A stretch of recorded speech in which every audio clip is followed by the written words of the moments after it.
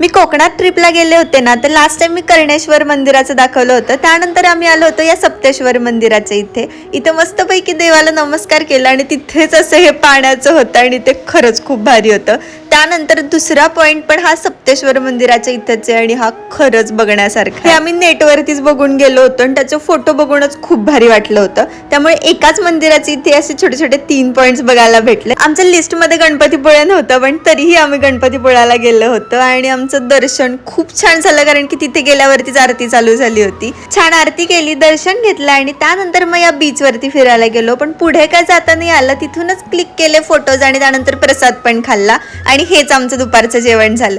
Next point आमचा होता मार्लेश्वर, आणि जे की खरंच खूप भारी होतं. आणि तिथे गेल्या गेल्या पावसाने सुरुवात केली, पण जो व्ह्यू बघायचा होता तो माझ्या समोर होता आणि इतकं सुंदर वाटत होतं आणि पहिल्यांदा मी असं सगळं काही बघत होते. त्यानंतर हे गुहेमध्ये असलेलं मंदिर होतं, सो तिथेही दर्शन घेतलं आणि रिटर्न यायला निघालो. या वन डे ट्रिप मध्ये आम्ही खूप भारी पॉइंट्स घेतले होते. सो तुम्हालाही जर हवे असतील तर मला कमेंट करा, मी नेक्स्ट व्हिडिओ मध्ये नीट सांगेन.